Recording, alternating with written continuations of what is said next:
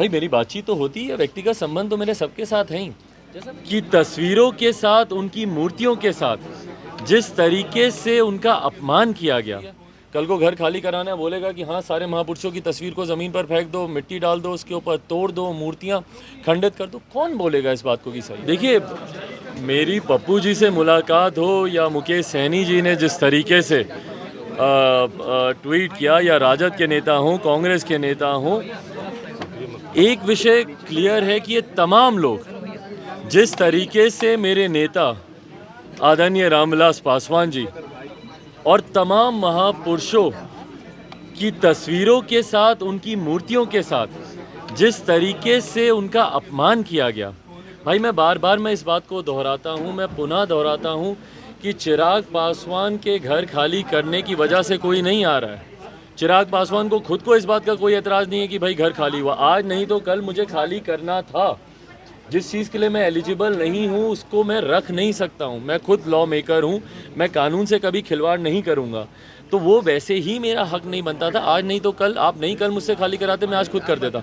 मैं 29 तारीख को तो खुद ही खाली कर रहा था। वो अलग चर्चा का विषय है कि उस रात क्यों नहीं गया या किसने नहीं जाने दिया, वो अलग विषय। पर ये जितने लोग आ रहे हैं, इन सब की कहीं ना कहीं अपनी वेदनाएं हैं। जिस तरीके से बाबा साहब के साथ, तमाम महापुरुषों के साथ, लोहिया जी हों, जयप्रकाश जी हों, जितने भी महापुरुष रहे हैं उनके साथ, कर्पूरी ठाकुर जी हों, उनकी तस्वीरों के साथ जिस तरीके से अनादर किया गया, भाई घर खाली कराने का ये तरीका नहीं होता है ना कि आप उनकी तस्वीरों को ज़मीन पर फेंके, जूते चप्पल पहनकर चलें।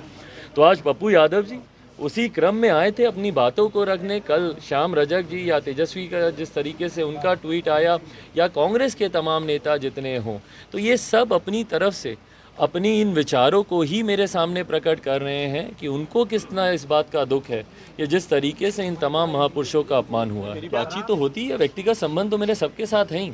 जैसा मैंने कहा, देखिए वो एक कानूनी फैसला था, वो राजनीतिक फैसला नहीं था, वो कानूनी फैसला था। मैं कानूनी तौर पर घर पर रहने के लिए मैं एलिजिबल नहीं था, बट हाँ साथ में ये तरीके, आप मुझे बताइए ना, कौन ऐसा व्यक्ति होगा जो बोलेगा कि हाँ ये तरीका सही है?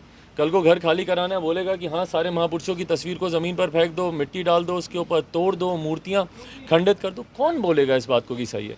तो यकीनन जिनसे मेरे व्यक्तिगत संबंध हैं उन सब ने भी इस पे अपनी प्रतिक्रिया दी है। आक्रोशित तो सब हैं भाई, मैं सिर्फ एक समाज की ही बात नहीं करूँगा। मुझे नहीं लगता कि इन तस्वीरों को देखकर प्रदेश का या देश की कोई भी ऐसा संवेदनशील व्यक्ति होगा जो इन तस्वीरों को देखकर आक्रोशित ना होता हो। लोग यहाँ दिल्ली बंबई में घर पर घर खरीदते जा रहे हैं, और एक ये साहब है कि अपना घर बेच दिए। वाह,